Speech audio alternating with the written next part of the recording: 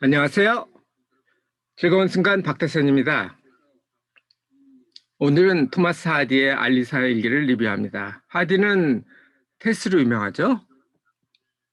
그런데 저는 좀 착각을 했어요. 하디가 독일계 출신이라고 생각을 했는데 어제죠. 어제 리뷰를 하려고 정리하다 보니까 영국 출신이네요. 어쨌든 상당히 여자 심리에 대해서 테스에도 그렇고 알리사의 일기도 그렇고 상당히 섬세하게 그리고 있습니다. 내용은 이제 알리사 자매를 가지고 한 남자, 프랑스 남자하고 간의 삼각관계예요.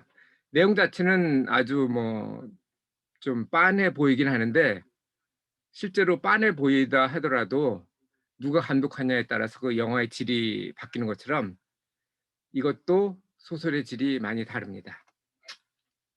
토머스 하디에 대해서 먼저 알아보면 19세기 중반쯤에 영국에서 출생을 했는데 별로 그렇게 좋은 집안은 아니었어요. 아버지가 석공 일을 하셨고 어머니는 한여를 했는데 책을 상당히 좋아했다고 해요. 그래서 어머니 덕분에 어릴 때 많은 책을 읽었죠. 그리고 원래는 공부를 해서 성공회 목사가 되는 게 꿈이었는데 대학 진학을 뭐 집안 형편 때문에 못하고 대신 아버지처럼 건축 쪽에서 도제 일을 시작합니다. 16살 때 시작해서 16년 동안 도제를 한 끝에 22에 이제 도제 딱지를 떼고 실제로 건축가가 되죠. 하지만 그 가운데서도 건축가를 하면서도 밤에는 시와 소설을 써가지고 발표를 하면서 10년 후에는 충분하게 성공을 합니다. 그래서 전업을 32살 때 하기 시작하는데요. 하디는 죽을 때 엄청나게 많은 재산을 가지고 죽어요. 그러니까 상업적으로 성공한 작가라는 얘기죠. 노벨 문학상 지명은 2번 됐지만 받지는 못했고요. 알리사 일기는 40대 후반 그리고 그 유명한 테스는 50대 초반에 발표를 했고 죽기 전에 꽤 오래 살았죠. 28년까지 살았으니까 88세 그러니까 거의 90년을 산 거죠. 죽기 직전에 이제 케임브리지 대하고 옥스퍼드 대에서 명예 문학 박사를 받습니다. 대학은 못 갔지만 박사가 됐죠.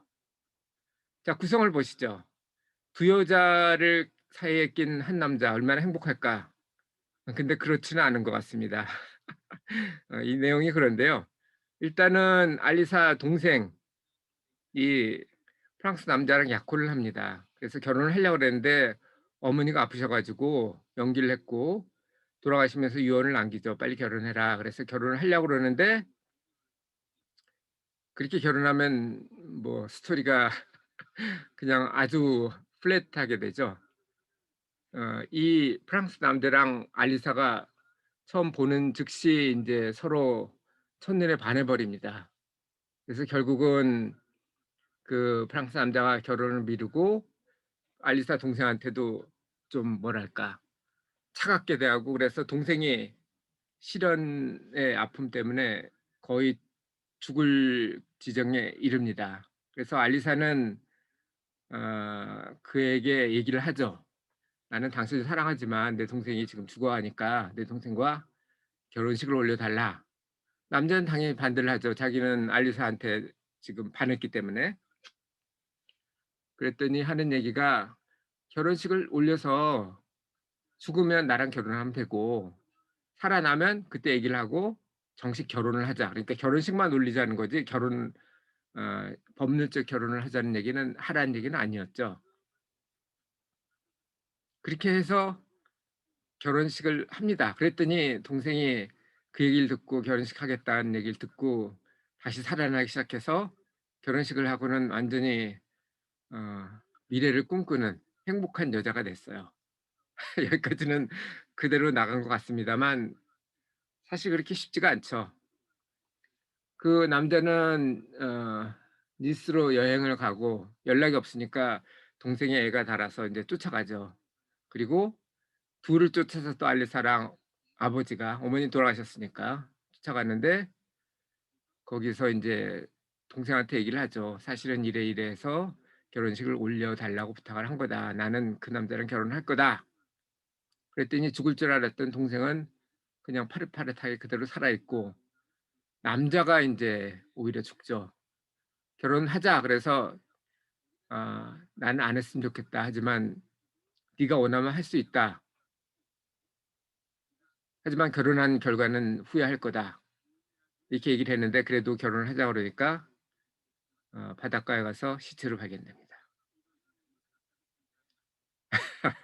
그러니까 그 남자가 두 여자를 가지고서 이렇게 있는 게 그렇게 꼭 좋은 것만은 아니라는 얘기인데 자 여기서 느낀 거는 좁은 문하고 좀 비슷하지 않아요? 좁은 문에서도 서로 양보를 하죠. 자매가 한 남자를 두고서 사촌인데 서로 양보를 해서 언니가 일단 동생의 행복을 위해서 양보하지만 동생은 또 언니가 좋아하는 걸 아니까 그냥 마음에도 없는 남자랑 결혼을 해 버립니다. 그런데 언니는 그냥 평생 독신을 하죠. 실제로는 앙드레지드의 사촌 누나랑 결혼을 하죠. 결혼을 하는데 뭐 결과는 별로 좋지 않았어요. 앙드레지드 자체가 양성애자이기도 했고 어 아마 밤일을 한 번도 안 한 것 같습니다. 처녀로 죽었을 가능성이 높아요.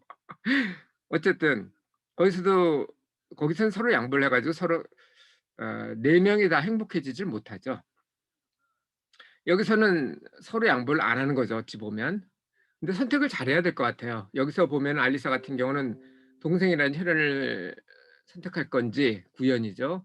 아니면 새로운 남편이 될 사람을 선택할 건지 그걸 해야 되는데 알리사는 어중간하게 선택을 했어요. 핵심 원인은 배우자거든요.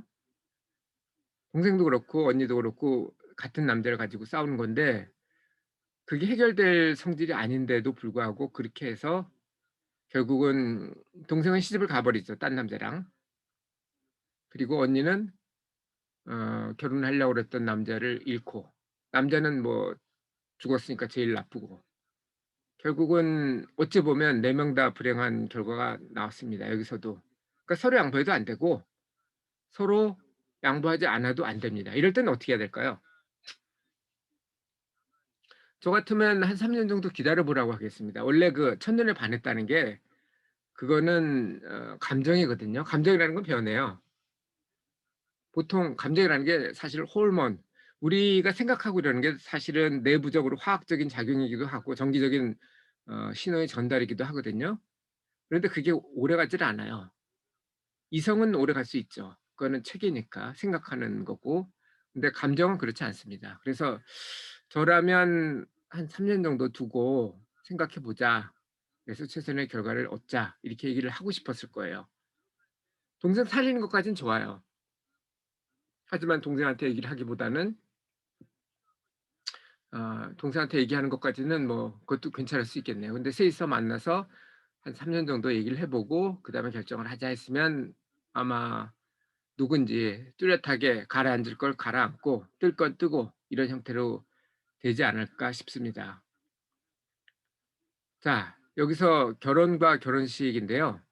세상에는 결혼식을 하지 않고 사는 부부도 있고 반대로 결혼식은 하고 혼인 신고는 안 하는 부부도 있습니다. 어느 게 맞을까요? 그것도 뭐 또 다른 얘기인데 결혼이라는 것 자체 혼인 신고를 하는 거는 사회적인 결합이 되고 결혼식이라는 것은 뭐랄까요? 실제적인 결합이 될 겁니다. 사실혼 관계가 되는 거죠, 어찌 보면. 이거에 대해서도 좀 정리해 볼 필요가 있는데 앞으로는 잘은 몰라도 이 사실혼 상태 그러니까 동거를 좀 오래 하는 그 부부 같은 경우가 많이 생길 가능성이 있다고 봅니다. 자 여러분은 어떠셨나요? 선택에 대해서 어떤 걸 느끼셨나요? 선택은 중요합니다. 감정적으로 선택할 것인지 아니면 이성적으로 선택할 것인지는 이 관계가 짧은지 혹은 길게 유지돼야 되는지 그걸 가지고 판단을 하는 게 제 생각입니다. 결혼과 같은 거는 오래 가야 되기 때문에 좀 장기적으로 검토를 해서 선택을 해야 될 것이고 예를 들어서 뭐 "내가 목마르다." 그러면 그거는 뭐 장기적으로 갈 게 아니죠. 그냥 가까운 편의점 가서 물이든 아니면 주스든 마시면 됩니다. 그 미친 영향도 크지 않고 효과는 즉각적이니까요. 자, 오늘은 알리사 일기를 리뷰를 했습니다. 제가 테스를 할지 안 할지는 모르겠어요. 테스는 이 하디의 글이 다 재미있어요. 찰스 디킨스만큼은 아니지만 어쨌든 그만큼 재미있는데, 그래서 그가 1,000만 불 가까운 유산을 남길 수 있는 원인이 됐었겠죠. 하지만 어 모르겠습니다. 한번 검토해 보겠습니다. 감사합니다.